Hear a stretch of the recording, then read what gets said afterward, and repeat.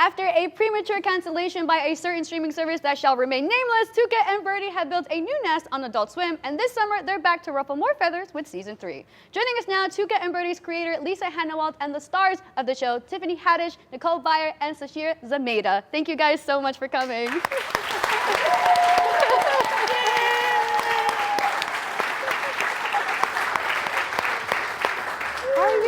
Hi. Great. Thank you guys so much for coming. I'm not going to put a Tuca and Bertie Chiron behind us? Eventually. I mean, this is kind of disrespectful. You guys are so cute. I'm just saying. So, Somebody work on it. Somebody get a Tuca and Bertie behind us. So I think something that's amazing about this series is the beautiful way that you can balance really serious topics and mix a bit of comedy into it. Have you found that challenging, or is it kind of like really seamless with obviously all 3 seasons, Lisa? I think that in some ways is just doing like a gut check with myself, like whether something feels too light or too serious, and just kind of finding that natural balance that fits the tone of my work and the story I want to tell. I want the show to be optimistic overall, but obviously we go to a lot of sad places and talk about a lot of really serious subjects. But I want to make sure it's entertaining at the end of the day. Absolutely. What are other topics do you feel like you want to elaborate on, Tiffany, as well, in the series particularly?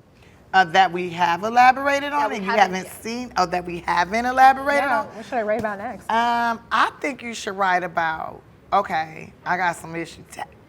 Let's write about like doing your taxes. How do we make that funny? I think there's an angle there. Let's write about like, you know, investments and how to properly invest. Yeah. And your time is like more valuable than anything, and how we waste time on some of the most stupidest things. I would love to see one of the birds, you know, maybe working in a group home or something, or like doing something with some kids, smally birdies. I don't know, what do you call a baby bird? Baby bird. Yeah. Well, there's a baby bluebird, Yeah, working with chicks, you know.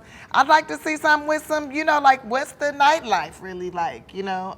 We do dibble dabble here and there in it, but really like maybe somebody's a waitress girl and dealing with the nightlife scene, you know, or strip club, I don't know. Great. A male strip club. Making my job really easy here. I mean, Season you know, 4, we got it. I have lots of ideas. I have lots of ideas.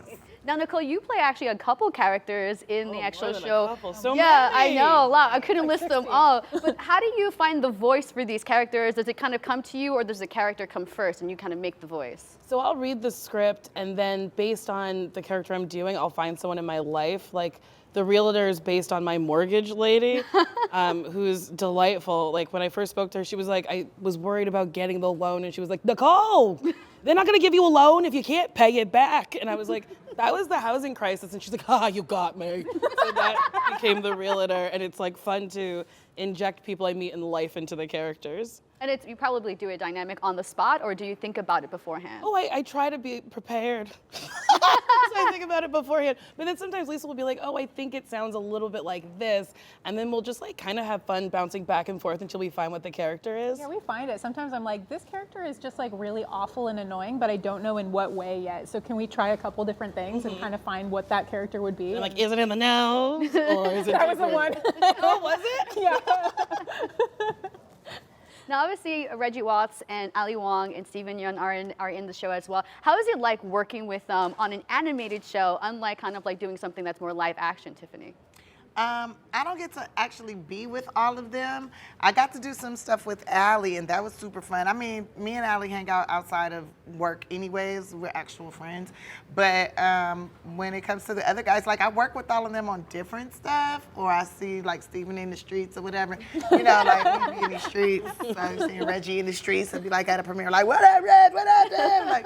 Like, so we're not always in a booth together. I mean, it's an animated series, so we don't all get to be together. This is the most I've seen them in so long. I did the podcast, see through the Zoom. Like, this is my first time seeing them in person in years. So it's really great to be here with you guys. But like, we mostly everybody working with her. And that is amazing. It's super fun to get her guidance, and she never makes you feel like you suck. I mean, it's been days that I've sucked. She's like, what's going on with your voice? Well, you know, I had to yell at a fan the other day because they kept screaming my name, so I had to scream their name back at them. So, you know, it is what it is. Absolutely. Absolutely. And Lisa, for artists that are out there that are trying to follow your example and love your style and and the creative kind of like challenges you show with the season, what advice would you give them that are also aspiring to do what you do? Oh my gosh, it's so hard to follow the footsteps of another artist because everyone's, path is so different, but I think just focus on what you really like. Like this show is just all my stuff that I like so much and what I have in my mind that I can't stop thinking about. Just kind of, that's how you establish your own unique style, is just the stuff that comes from within you, the stuff that kind of frightens you to show other people. But like, that's what people connect to Oh, most. I just had another idea for episodes. Things that you frighten to show other people. Speaking of that, I got bad knees. I think shit, like, I try everything to defeat my bad knees and not let nobody know that my knees ain't no good. But my knees is bad. And that's hard for her because she's got those short shorts. Yeah, and she like got the for her short legs shorts. to have problems, like if she gets arthritis or something. Yeah, oh my like God. A torn meniscus. I don't even know if birds got meniscuses, or ACLs. I'm sure they do. Dogs got ACLs. something in there. There's something in there to make their legs. Yeah, you didn't know dogs have ACLs? No. Yes, dogs have ACLs. Yes, they be when you got hardwood floors, the dog be slipping and sliding. It's the ACL that keep them stable. And sometimes they tear their ACL, so then they always like kind of like limping, and they say they got a torn ACL. Wow, the more you know. You can get that fixed. Yeah. All right, so I have another question. This one, I'm going to start with you. If Tuca and Bertie were at Comic-Con, what would they be doing? And if they would have a booth, what kind of booth would they have? Oh, I think Birdie would probably be getting a lot of autographs. I feel like she'd be like collecting different things, and I feel like Tuca would just be running around making fun of everybody who's dressed up. Nicole? I think that's pretty accurate. Also, I've never been to Comic-Con. I don't really know what happened. Convention Center. Is it there? Yes. Oh, okay. At least I know where it is. Tiffany? I think that Tuca would be trying to sell things that she's collected, and then tries to make them look like they come from like different like comic movies and TV shows. And I think Bertie would be selling cookies, and I really feel like they would be on some like let's make some money. Absolutely. That's what I think. I think Bertie would start out super shy and overwhelmed by the crowd, but then she'd find like a great cosplay costume that makes her feel brave, and then she would like take over the con. Like she'd be the belle of the ball. Yeah. Yeah. And by the end of the con, it's all set on fire, right? Because that's what. Oh, Tuca would have. We totally set it on Tuca would have found a way to set it on fire for sure. Yeah.